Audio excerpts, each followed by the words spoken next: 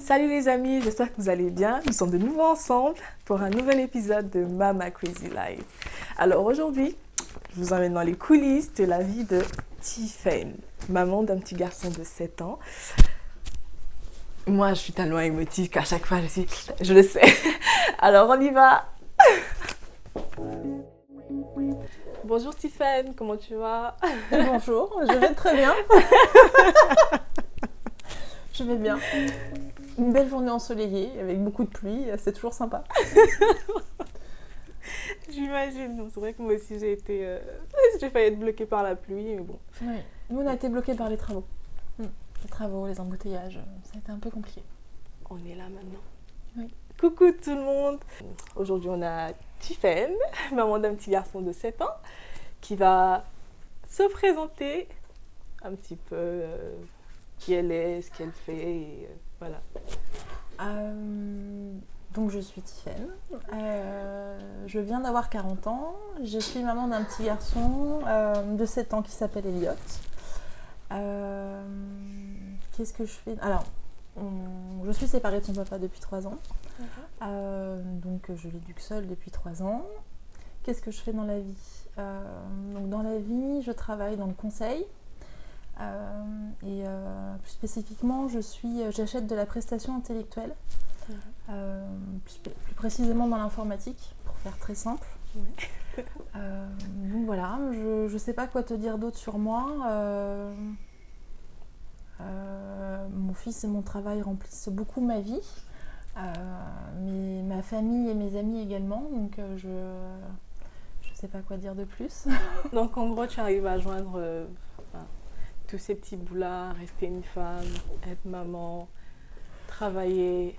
Autant que faire se peut, oui. Alors je travaille quand même beaucoup, oui. Parce que quand on est une maman célibataire, on n'a pas de parachute qui peut s'ouvrir en cas. Oui. Donc effectivement, je travaille beaucoup. J'ai levé le pied depuis 18 mois parce que j'ai mon petit garçon qui m'a fait comprendre que travailler le soir ou le week-end, en fait, ça le dérangeait. Oui. Parce que sa maman n'était pas assez disponible. Donc j'essaye de joindre les deux bouts. Quand j'ai pas mon fils, quand il est chez son père un week-end sur 2, je profite de mes amis, de ma famille, de mon conjoint. Effectivement, c'est à ce moment-là où ma vie de femme reprend un petit peu le dessus. Parce que quand j'ai Elliot, je me mets pas entre parenthèses parce que je sais que c'est important de se mettre toujours... de se faire passer en premier, parce que si on a tendance à s'oublier derrière, c'est compliqué pour le reste. Mais c'est vrai que ma vie affective et sentimentale prend plus de place quand mon petit garçon n'est pas là, effectivement. Et la maternité, enfin la grossesse, je veux dire, ça s'est bien passé. 9, là, je sais pas si je vais dire 9 mois, parce que l'épisode 1 et 2, à chaque fois que j'ai dit 9 mois, les deux ont accouché à 6 mois et demi. Ah. Oui. Donc là, je ne sais pas si je vais te demander comment se sont déroulés les 9 mois. Ah d'accord. Okay. Si, j'ai accouché à 9 mois. Alors moi, j'ai eu la chance d'avoir une grossesse qui s'est bien passée. J'ai pas eu de nausées. J'ai pas été nauséeuse, j'ai pas été malade. Ouais. J'ai été aussi très encadrée parce que j'ai une pathologie, je suis épileptique depuis que j'ai l'âge de 14 ans. Okay. Donc j'ai un traitement à vie. Donc du coup j'ai été très encadrée par le corps médical et puis par le père de mon fils à l'époque et ma famille. J'ai juste été alitée le dernier mois et demi parce que naïvement quand tu fais la 3e échographie, à un moment donné je dis au gynéco, je me sens pas très bien, j'ai un petit peu mal aux abdos. Et là il me dit « Ah mais madame, vous n'avez plus d'abdominaux depuis le 3e mois ?» Ah d'accord. Donc il vous dit ça s'appelle des contractions. Donc là, en fait, il te fait les examens et il te dit, bah oui, en fait, vous êtes en train d'avoir des contractions. Donc là, ils m'ont hospitalisée 48 heures. Ouais. Ça s'est bien passé. Et puis bon, après, j'ai grossi de jour en jour sur le canapé que tu vois. Parce que quand tu es alité, hein, tu ne peux pas bouger, donc tu ne fais que manger, boire. Ouais. Donc tu grossis à vue d'œil. Donc, mais globalement, ma grossesse s'est très bien passée. Ouais. L'accouchement également. Donc là-dessus, je fais partie des femmes, entre guillemets, qui ont eu de la chance, qui ont vraiment connu quelque chose d'agréable. Ah, ça, c'est vraiment de la chance. Moi, j'ai été malade 6 mois et demi, donc... C'est vrai. Non, mais même moi, j'ai des copines qui ont eu des remontées acides, ce genre de choses, moi, j'ai pas connu.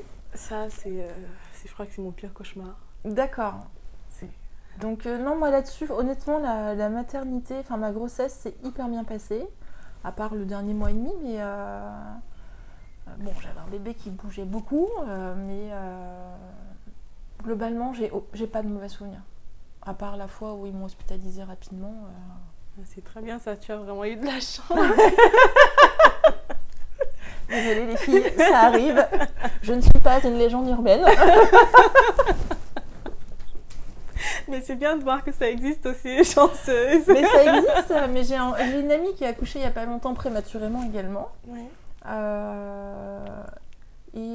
Bon, bah si, c'est vrai, si, avec du recul, t'as raison, elle aussi, elle a eu les nausées. Elle n'a pas été très bien. Donc... Ouais, non, en fait, autour de moi, j'en connais pas beaucoup, à part ma mère qui a eu 3 grossesses qui se sont bien passées. Non, en fait, j'en connais pas beaucoup, des filles. Voilà. Voilà. Je suis désolée.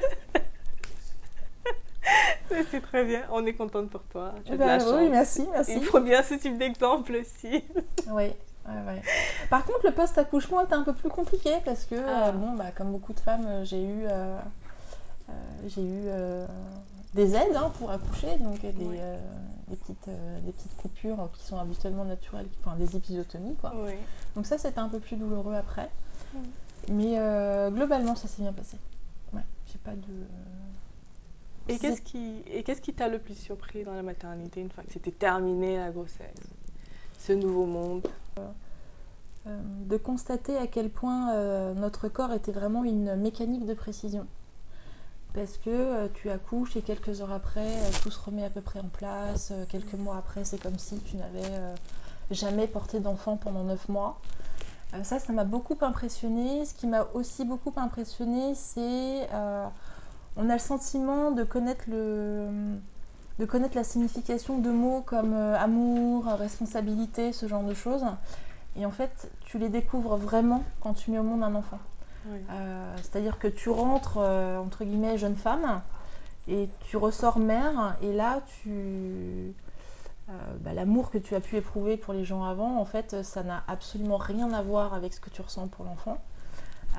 Au même titre que le mot responsabilité ou même douleur, parce que même si tu es aidé avec de la drogue, tu souffres quand même. Oui. Donc en fait, tu découvres 3 mots, la douleur, responsabilité et amour, et ça m'a beaucoup transformée en fait. C'est vraiment, d'ailleurs les gens qui m'ont connue avant ma grossesse et une fois que je suis devenue mère ont vu vraiment le changement. Tu deviens une femme en quelques heures en fait. Quelque part, t'as pas le choix aussi. Mais ça m'a beaucoup étonnée. Parce que quelques jours avant, j'étais encore pas la gamine écervelée, mais tu vois, j'avais pas ce rapport à la responsabilité ou même à l'amour, ça n'avait rien à voir avec ce que j'avais découvert en accouchant. Donc ça m'a beaucoup, beaucoup marquée. Ouais.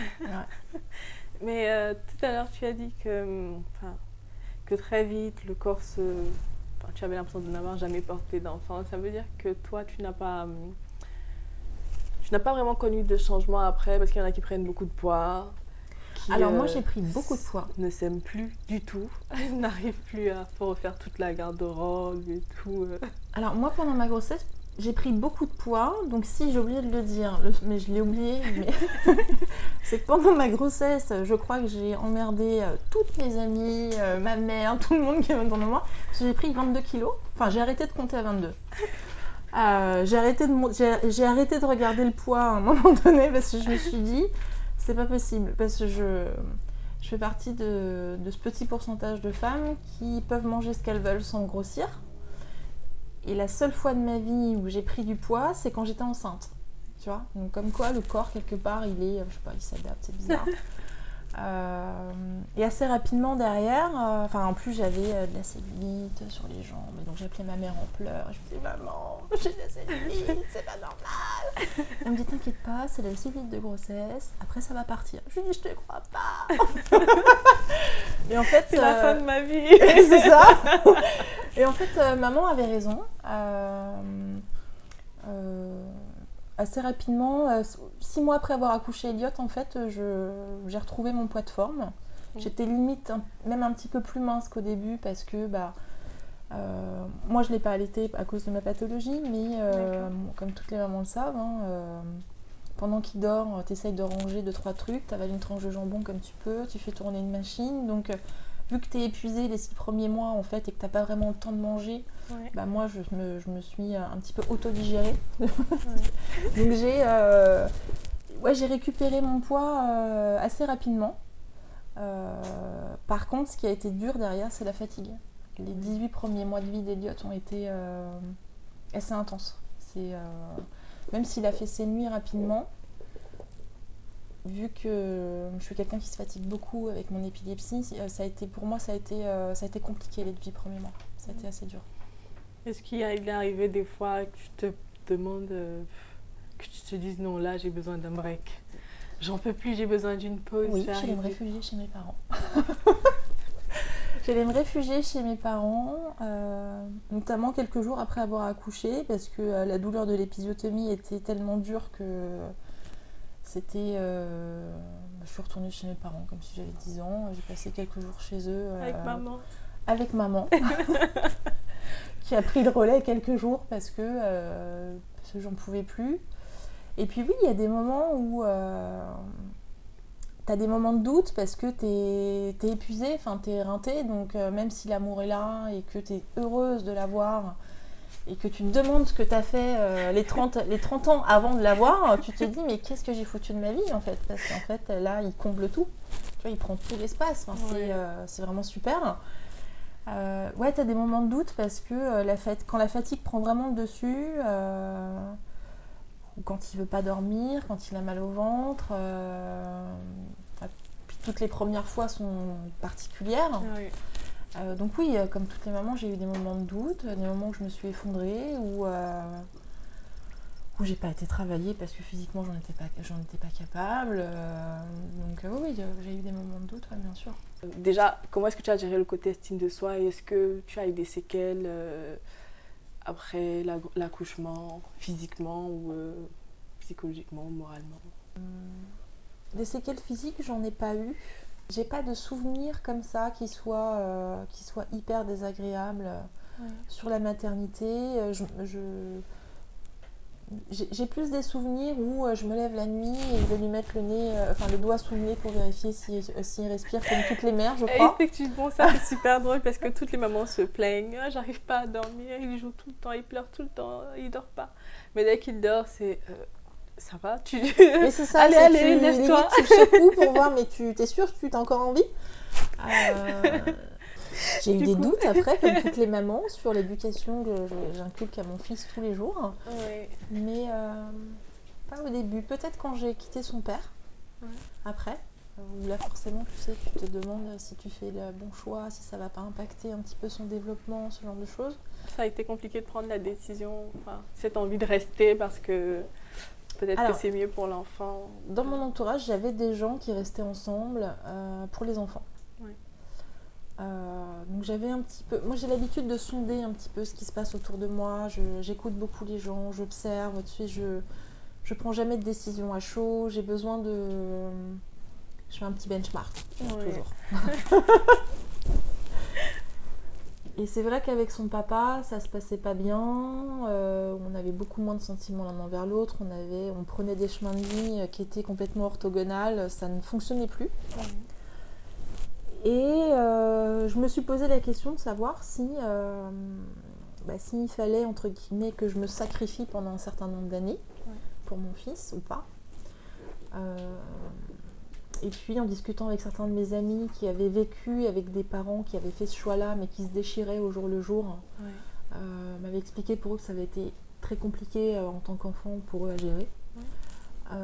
J'ai aussi vu des couples qui restaient ensemble et qui étaient foncièrement malheureux.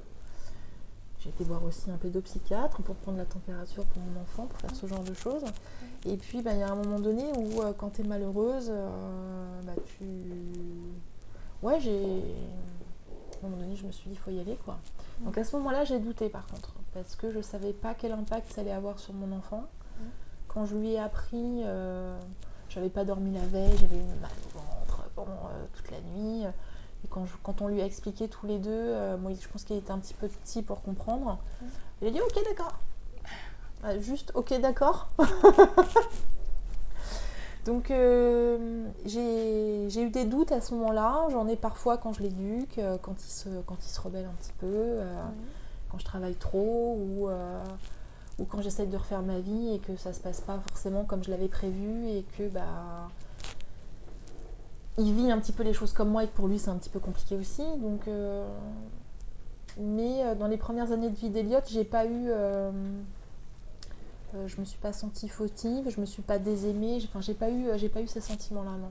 Oui, je suis tombée sur un article qui parlait de séparation justement et le bilan en fait c'était on avait posé des questions autant aux parents que surtout aux enfants.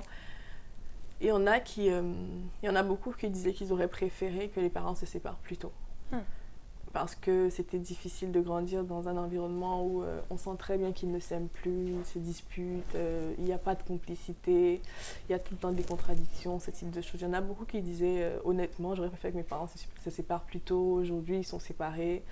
Je suis fière de voir ma mère sourire, elle a refait sa vie. Je suis contente de voir mon père on arrive à s'appeler, à s'envoyer des SMS. Donc vraiment, j'ai l'impression que mes parents revivent. Donc honnêtement, ça aurait été mieux qu'ils se... Parce qu'il y en a beaucoup, je sais qu'il y en a beaucoup qui sont dans le cas et qui se disent non, je vais pas le faire parce que normalement, il faut qu'on soit papa, maman dans la maison, qu'on le fasse pour les enfants. Peut-être qu'ils seront traumatisés, peut-être que ce sera... Mais voilà. Mais les enfants, c'est des éponges, ils le sentent tout ça. Moi, je l'avais discuté avec mon meilleur ami. Et justement, il m'avait dit, pour ma soeur et moi, c'était un enfer. Parce que tu es entre deux adultes qui se déchirent, qui te prennent à partie. Et c'est... Donc, j'essaye pas du tout de me dédouaner quant au choix de vie que j'ai fait. Oui, bien sûr. Mais je pense que...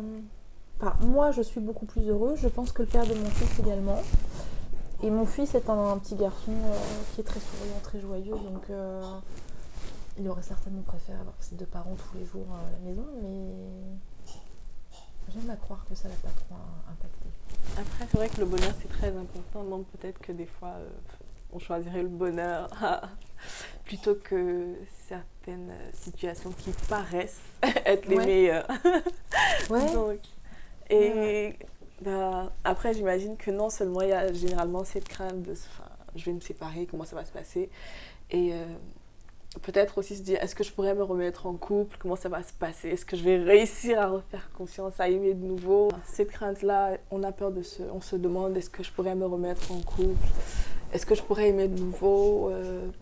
Il y en a beaucoup qui, par exemple, quand elles sont séparées, sont totalement focus sur les enfants, et après n'ont pas envie de s'ouvrir. Voilà. En plus, par exemple, la peur de laisser quelqu'un entrer qui viendra peut-être nous blesser ou peut-être blesser l'enfant. Comment ça se fait? Alors moi je me suis le casting, parce que j'imagine qu'il y a un grand casting, ce n'est plus pareil, ce n'est plus comme quand on est toute seule et qu'on peut se permettre de pleurer 2 jours, 1 semaine, 1 mois. Ah, c'est sûr que le filtre n'est pas le même. Voilà. En fait, quand j'ai quitté son père, je me suis pas posé la question de savoir si j'allais retrouver quelqu'un derrière. Enfin, vraiment la question c'était comment on va vivre tous les deux en fait. Parce que même quand tu quittes quelqu'un et que tu lui demandes de partir, tu es habitué à sa présence. Moi, l'appartement, il a été trop grand pour nous deux, de mon point de vue, pendant 2 mois. J'ai eu des crises d'angoisse au début, le soir, tu vois. Tu découvres ce que c'est qu'une crise d'angoisse, t'as l'impression que tu vas mourir. En fait, non, c'est juste de l'angoisse. T'as l'impression que tu t'étouffes. Je sais pas si t'en as déjà eu une, c'est l'enfer.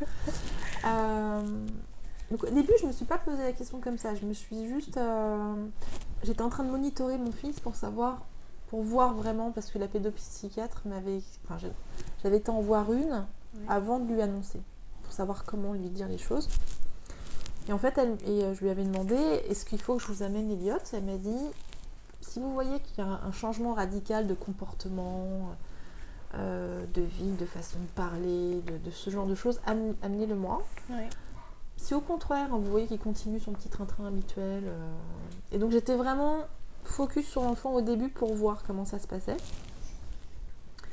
Et je me suis pas demandé à l'époque est-ce que je vais me recaser, est-ce que je vais me remettre avec quelqu'un et tout. Quand c'est arrivé, je m'y attendais pas. Je suis tombée amoureuse d'un mec qui est aux antipodes du père de mon fils. Et ça, je pense que c'est pas anodin. Il avait des enfants, tu m'as dit ? Il en a 3. D'accord. Et c'est vrai qu'au début, quand tu tombes amoureuse, tu penses pas à la construction, tu penses pas à ce genre de choses, tu vis le moment présent, tu vois. Tu kiffes être avec lui, tu vas aller au cinéma, tu pars en voyage, tu te fais un petit théâtre, même un petit dîner, tu vois, un truc mignon. J'ai envie de... je me demande... là, par exemple, dans ce cas-là, il a des enfants, donc j'imagine qu'il comprend le fait de ne pas être disponible aujourd'hui, d'avoir des contretemps. Est-ce que c'est différent, par exemple est-ce que tu penses que si ça avait été quelqu'un qui n'a pas d'enfant, ça aurait été... Je me serais jamais mis avec quelqu'un qui n'a pas d'enfant. Je comprendrais pas.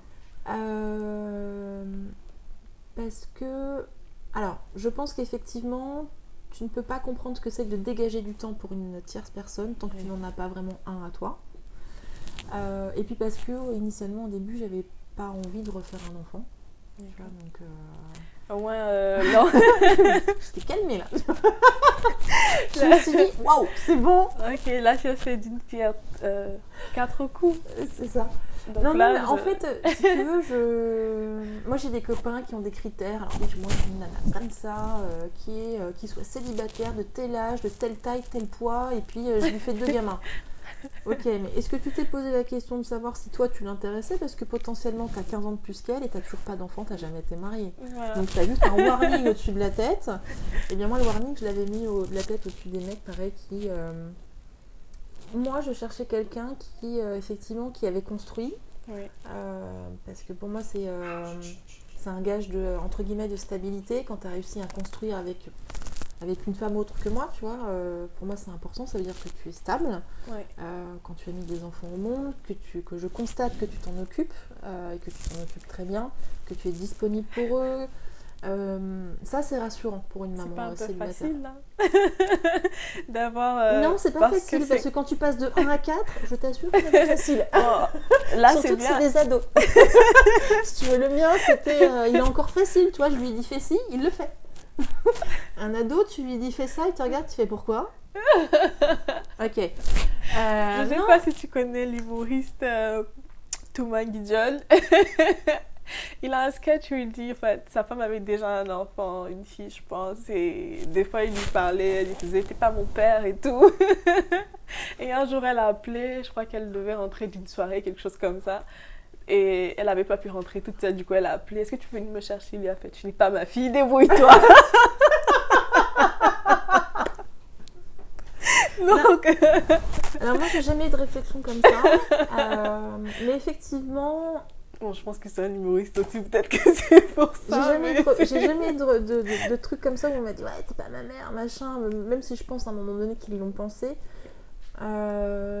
Mais il y a eu des moments où effectivement ça les a arrangés, entre guillemets, que je sois une super copine. Ouais. Surtout pour l'ado. Mais pour revenir à ta question initiale, je cherche tu vois, un mec célibataire qui ressemble à l'homme que je fréquente aujourd'hui, il serait pas rentré dans mon... Il aurait pas coché les cases en fait. Ouais. J'avais vraiment pas envie de ça. Parce que j'avais aussi un retour d'expérience autour de moi qui me disait que c'est plus facile de vivre avec quelqu'un qui sait déjà ce que c'est que d'avoir des enfants. Ouais. Donc qui va comprendre que tu peux pas le voir tout le temps, que en plus de ton enfant, tu as aussi un travail, une carrière à gérer. Donc que tu peux pas être 100% disponible pour ton histoire d'amour qui débute, quoi, tu vois. Ouais. Donc ça faisait pas partie de mes critères, ça. Bah là, j'ai l'impression que quand je fais le bilan du début jusque-là, je me dis, tu dois- tu t'en sors super bien. Du coup, on a envie de te demander des conseils, des astuces. Donc, il va falloir que tu nous en donnes là. Je pense que tout le monde va vouloir en avoir. Donc, là, on va profiter de tes conseils, de tes astuces sur plein de sujets. Donc, lâche-toi, dis-nous le maximum. En fait, enfin, tu sais, je sais pas si je m'en suis bien sortie, mais en fait, moi, je n'ai fait qu'appliquer ce qu'on m'a inculqué enfant, tu vois. Enfin, c'est le respect des aînés, les enfants, ça s'éduque en famille, il faut laisser tes parents, ton frère ou ta sœur, de temps en temps, agir sur l'éducation de ton fils. Pareil pour tes amis, ça c'est des choses que j'applique au jour le jour. J'ai fait pas mal de ménage aussi parce que j'ai eu plusieurs vies déjà. Donc il y a une quinzaine d'années, j'ai fait le ménage dans mon entourage. Je me suis séparée de beaucoup de gens qui ne servaient à rien. Et en fait, je m'attache à prendre soin des gens qui sont dans mon entourage. Et ces gens-là, derrière, ils te le rendent. Ils sont disponibles, ils sont aimants. Et c'est ce que j'apprends à Elliot aussi tous les jours, enfin j'espère. Donc je pense pas avoir de recette miracle en fait. Je réplique ce que mes parents m'ont donné enfant. Tu vois, donc je pense que c'est peut-être plus leur recette. Après, je sais que j'ai de la chance d'avoir une famille présente parce que malheureusement j'ai des amis, ils n'ont pas cette chance-là. Après, pour refaire sa vie, moi, ma vie sentimentale aujourd'hui, elle est un peu chaotique. Aujourd'hui, ça se passe bien. Il y a 6 mois, j'étais au 36e dessous. Je mangeais plus. C'est mon petit garçon qui m'a demandé de remanger, quoi. Donc j'ai des moments, j'ai des périodes compliquées comme tout le monde. J'ai ma mère qui a été malade cet hiver. Mais encore une fois, mon entourage m'a beaucoup aidée. Donc je pense qu'à un moment donné aussi, il faut accepter de faire des choix, de couper des cordes, même si c'est des gens avec qui tu as vécu des choses mais qui ne t'apportent plus rien ou qui sont envieux ou jaloux. Ces gens-là, il faut les sortir de ton entourage. Et je sais pas, je crois que le conseil que j'aurais à donner, c'est d'écouter déjà ses parents, parce que s'ils ont 20 ou 30 ans de plus d'expérience que nous, je pense qu'ils ont beaucoup de choses à nous enseigner. Et puis, moi j'ai tendance à beaucoup écouter et analyser ce qui se passe autour de moi, donc, et peut-être aussi de ne pas prendre de décisions à chaud. C'est des choses que je fais rarement. Donc voilà, on ne peut pas tout maîtriser, c'est pas possible. Ouais. Ce que j'aimerais dire, c'est que en fait, dans mon entourage masculin, mes amis masculins, de ce que je vois, c'est qu'ils sont, pour ceux qui sont séparés, ou même ceux qui sont en couple, pour ceux qui sont en couple, ceux qui vont me voir, le prenez pas mal. En fait, ils sont extrêmement présents avec leurs enfants. Ils leur dédient du temps, ils assument tout, que ce soit le temps, le financier, je m'amuse avec eux, mais en même temps je les éduque, je lâche pas tout. Moi je pense que ça c'est important même quand tu es séparé de la mère de ton enfant. Et moi j'aimerais que quelque part l'État oblige un petit peu les pères qui entre guillemets abandonnent leurs enfants ou leurs femmes ou qui se font quitter. J'aimerais qu'on les oblige à prendre leurs responsabilités. Parce qu'il y en a beaucoup qui ne le font pas. Et ça, pour moi, c'est un vrai sujet. Il y a beaucoup de mamans aujourd'hui isolées qui comptent les euros pour aller faire les courses, parce que les pères ne versent pas les pensions, parce qu'ils ne sont pas capables de les prendre un week-end dans le mois. Enfin, Ça, c'est mon coup de gueule. Ça, je trouve ça complètement aberrant, inacceptable. C'est des choses que je comprends pas. Donc, moi, dans mon entourage proche, amical et affectif, je n'ai pas ça, parce que j'ai dégagé les gens qui potentiellement auraient pu se comporter comme ça. La seule personne que je ne peux pas dégager, c'est parce que c'est le père de mon fils. Donc ça, c'est mon coup de gueule. J'aimerais qu'un petit peu les hommes se responsabilisent et qu'ils soient capables de gérer leurs enfants.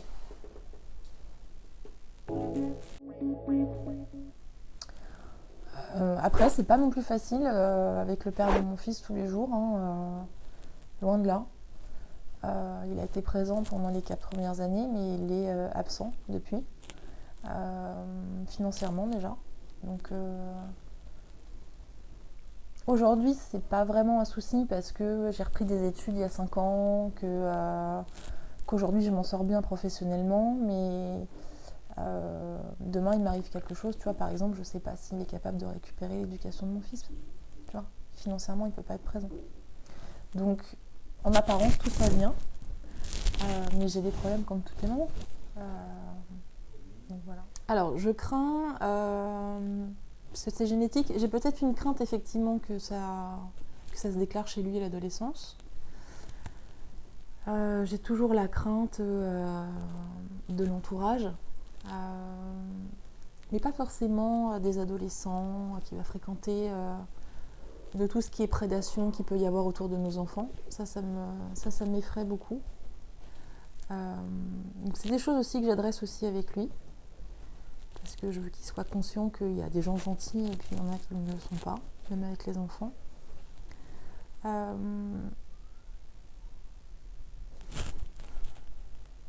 Sinon, non, j'essaie de ne pas avoir trop de crainte. On essaye de m'expliquer qu'il y a un truc qui fonctionne très bien qui s'appelle la passivité nécessaire, même avec les enfants. Et que de toute façon, je ne pourrais pas le protéger de tout. Donc il faut que j'apprenne à me détendre. Donc j'essaye de faire de mon mieux en fait. Je n'ai pas de recette miracle. Quand je suis épuisée, j'appelle ma mère comme tout le monde. Je pleure comme tout le monde. Je pleure même parfois devant lui. Je sais pas, non, je crois qu'à part ces 2 craintes-là, j'en ai pas d'autres. C'est déjà bien.